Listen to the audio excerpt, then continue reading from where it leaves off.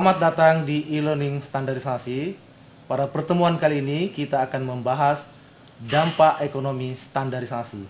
Ada dua pertanyaan yang harus kita jawab. Yang pertama adalah apa dampak ekonomi standarisasi baik di tingkat industri, nasional maupun internasional. Yang kedua adalah apa dampak standarisasi bagi perekonomian nasional. Manfaat ekonomi standarisasi sebenarnya lebih dikenal oleh ISO, Benefit of Standardization. Dampak ekonomi standarisasi hanya dapat diketahui jika proses standarisasi telah diterapkan secara benar. Penerapan standarisasi dapat menjadi mahal apabila salah di dalam penerapannya. Nah, penilaian dampak ekonomi standarisasi ini dapat dilakukan pada tingkat industri, tingkat nasional, dan tingkat internasional. Nah, analisis ekonominya adalah bagaimana standarisasi digambarkan dalam bentuk uang real, kemudian tidak mudah untuk menghitung keuntungan nyata dari proses standarisasi. Analisis ekonomi akan mudah dipahami bila dapat diukur langsung, walaupun secara tidak akurat dalam angka yang wajar. Biaya standarisasi terbagi atas biaya tetap terkait dengan biaya operasi, biaya variabel. Biaya tetap ini meliputi penyediaan dan pemeliharaan standar, partisipasi kegiatan standarisasi, pelatihan staf standarisasi, biaya-biaya yang terkait dengan konsultasi, dan supervisi. Biaya variabel meliputi biaya langsung terkait dengan proyek standarisasi yang merupakan biaya investasi dan biaya operasi. Biaya investasi termasuk biaya pengembangan standar dan penerapan standar serta biaya promosi. Biaya penerapan termasuk perubahan dokumen, desain, perubahan produksi, dan inspeksi. Biaya pengujian, kemudian biaya material dan proses yang harus dirubah sesuai standar. Kemudian biaya perubahan standar atau revisi standar.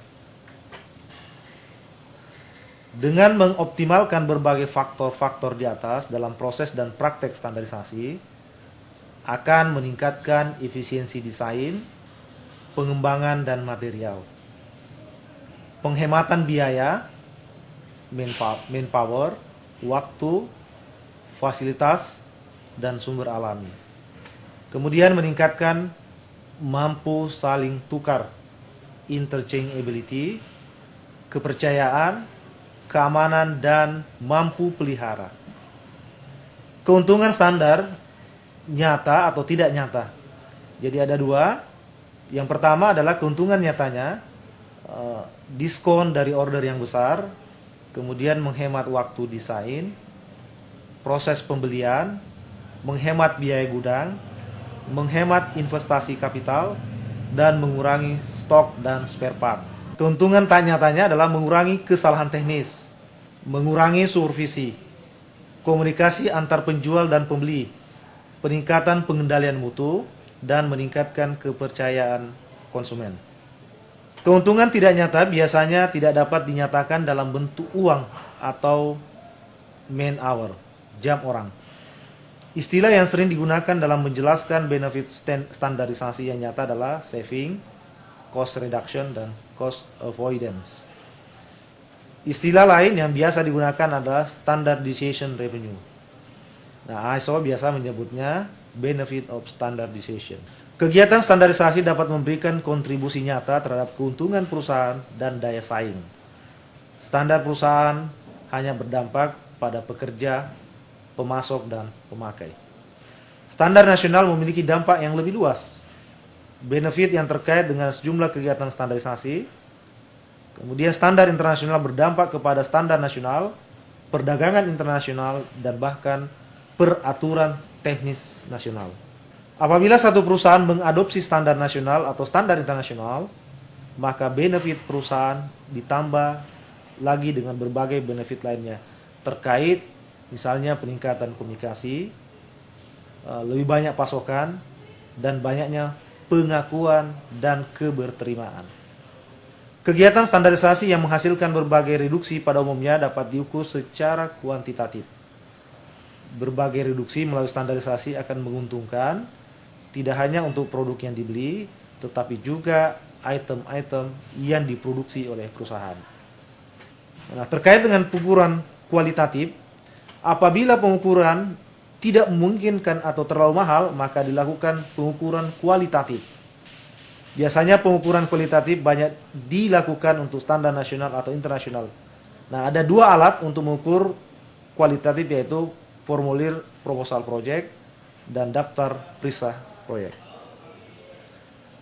Manfaat penerapan standar di proses produksi, yaitu berbagai penghematan dapat dilakukan dalam sejumlah item dari suatu proses produksi dengan penerapan standar, yaitu item di dalam pabrik. Kemudian yang kedua adalah material, dan yang ketiga adalah upah dan gaji. Kemudian yang keempat adalah power, yang kelima mesin dan peralatan, yang keenam risiko produksi, handling, transportation. Kemudian yang ketujuh biaya umum, ya terkait dengan biaya administrasi. Yang kedelapan biaya transportasi, kemudian gudang, pemeliharaan, depresiasi, dan yang terakhir 12 adalah kinerja. Nah, ini ada beberapa contoh benefit standarisasi di perusahaan. Yang pertama adalah bagian engineering. Apa benefitnya? Yaitu mengurangi waktu proses desain produk. Kemudian bagian yang kedua adalah procurement. Benefitnya adalah mengurangi jumlah pembelian. Yang ketiga adalah bagian quality. Benefitnya adalah mengurangi dan menyederhanakan proses inspeksi dan sampling. Kemudian yang keempat adalah bagian inventory. Benefitnya adalah mengurangi area gudang. Bagian yang kelima, production. Benefitnya adalah mengurangi pekerjaan ulang atau rework. Kemudian bagian yang ketujuh adalah maintenance. Benefitnya adalah mengurangi waktu perbaikan. Kemudian bagian yang ketujuh adalah bagian umum. Benefitnya adalah meningkatkan kepercayaan pengguna dan konsumen. Kemudian beberapa contoh manfaat di bagian pembelian. Satu, mengurangi jumlah pembelian, mengurangi ukuran stok, mengurangi waktu pelatihan, mengurangi jumlah macam cadangan, dan mengurangi kapital. Nah, kemudian contoh benefit standar di bagian teknik, mengurangi waktu desain, menghindari persiapan gambar, mengurangi pengujian, mengurangi biaya mencari bahan, kemudian meningkatkan keandalan produk, dan menetapkan biaya lebih pasti dan ekonomis. Berbagai studi telah dilakukan untuk mengetahui dampak ekonomi dari standarisasi. Kajian di tingkat industri misalnya, dicontohkan kajian dampak ekonomi di tingkat industri dilakukan oleh asosiasi teknis di Amerika dan menunjukkan penghematan di berbagai sektor, yaitu penghematan pemakaian material dan penghematan operasi industri. Dari hasil kajian menunjukkan bahwa penghematan biaya operasi produksi dapat mencapai 25%. Kajian di tingkat nasional. Pengkajian dampak ekonomi standarisasi dilakukan di Ethiopia misalnya. Setelah menerapkan standar, ternyata dapat menghemat total komoditi ekspor dari berbagai aspek seperti jumlah berat komoditi dan dari kegagalan akibat cacat produk. Penghematan yang dicapai adalah 3,5 miliar US dollar per tahun. Satu jumlah yang cukup berarti bagi negara berkembang seperti Ethiopia. Contoh yang kedua, Badan Standarisasi India melakukan suatu kajian terhadap industri baja yang telah menerapkan standar di berbagai sektor, seperti penggunaan standar dalam desain, penggunaan standar dalam berbagai seksi, penggunaan standar konstruksi, penggunaan standar kode dalam proses pengelasan, penggunaan standar spesifikasi peralatan pengelasan. Dari hasil kajian menunjukkan penghematan 4,2% dari sektor perubahan desain, 19% dari penerapan standar pada berbagai seksi, 14,6% penghematan dari sektor perubahan pemakaian las dari baut untuk konstruksi, 30,4% penghematan dari proses pengelasan, 42% penghematan dari penggunaan peralatan dan perlengkapan pengelasan. Dari hasil kajian tersebut menunjukkan bahwa penerapan standar telah memberikan kontribusi yang cukup signifikan bagi India, yaitu sebesar 82 miliar US dollar. Dampak standar dalam perdagangan. Dalam kesepakatan WTO, TBT standar merupakan alat penting dalam mengatasi hambatan dalam perdagangan. Produk-produk yang tersandarkan akan memperlancar perdagangan karena adanya jaminan bahwa produk tersebut telah memenuhi persyaratan standar. Dalam perdagangan, standar dapat dijadikan sebagai acuan atau sebagai persyaratan dalam transaksi perdagangan. Standar dapat mengurangi biaya transaksi dan menghindarkan ketidakpuasan konsumen. Standar dapat juga digunakan untuk memproteksi pasar domestik. Standarisasi dapat memfasilitasi perdagangan dengan meningkatkan kesesuaian produk.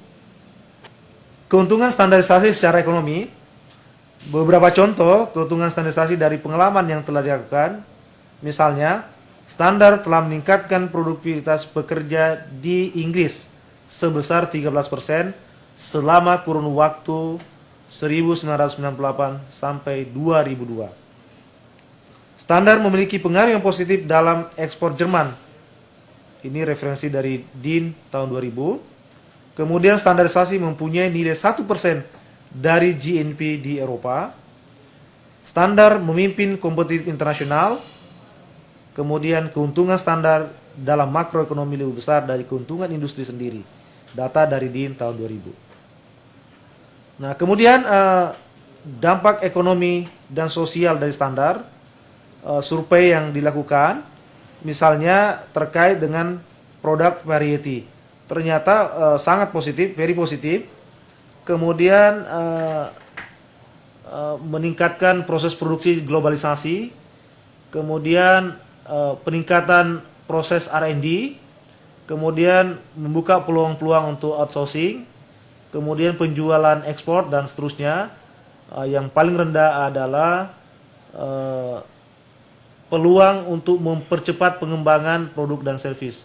Itu positif. Jadi menunjukkan berapa kriteria tadi bahwa betapa standar memberi manfaat ekonomi dan sosial. Kemudian manfaat ekonomi dan sosial lainnya, misalnya di Jerman menunjukkan dalam periode tahun 1960-1990 itu peningkatan GDP-nya 3,3%. Kontribusinya terhadap standar 0,9%. Kemudian di Prancis periode 1950-2007 itu 3,4% pertumbuhannya. Ya, kontribusi standarnya adalah 0,8%.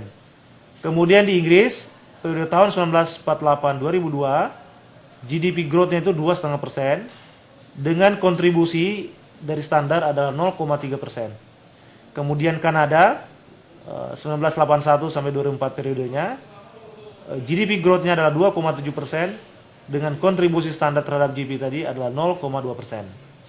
Di Australia juga demikian, periodenya 1962 sampai 2003 menunjukkan bahwa GDP growth-nya adalah 3,6%. Jadi kontribusi standarnya adalah 0,8%. Kemudian di Cina tahun 1978 sampai 2007, walaupun data GDP growth-nya tidak ditunjukkan, tetapi ada production elasticity sebesar 0,075%. Kemudian di Jerman sendiri 1966 sampai 2003 periodenya itu walaupun disebutkan di sini bahwa kontribusinya tidak signifikan, tetapi elastisitasnya itu meningkat sampai dengan 0,06% ya dibandingkan dengan pertumbuhannya sebesar 42%. Jadi apa? Data ini menunjukkan bahwa betapa besarnya dampak standar bagi perekonomian suatu negara. Nah, kemudian bagaimana keuntungan ekonomi secara nasional dari standar? Ini data yang telah dilakukan oleh Badan Standar Nasional menunjukkan bahwa untuk produk air minum dalam kemasan, kontribusinya atau sebutlah revenue dari usaha air minum dalam kemasan adalah 3,4 triliun rupiah. Kemudian minyak goreng adalah 18,6 triliun rupiah. Kemudian garam itu 547 miliar rupiah. kemudian pupuk 1,4 triliun rupiah. Jadi itulah manfaat ekonomi standarisasi bagi perekonomian nasional. Itulah penjelasan saya terkait dampak standar bagi perekonomian. Semoga pertanyaan yang diajukan sebelumnya itu dapat terjawab dan memberi manfaat bagi kita semua.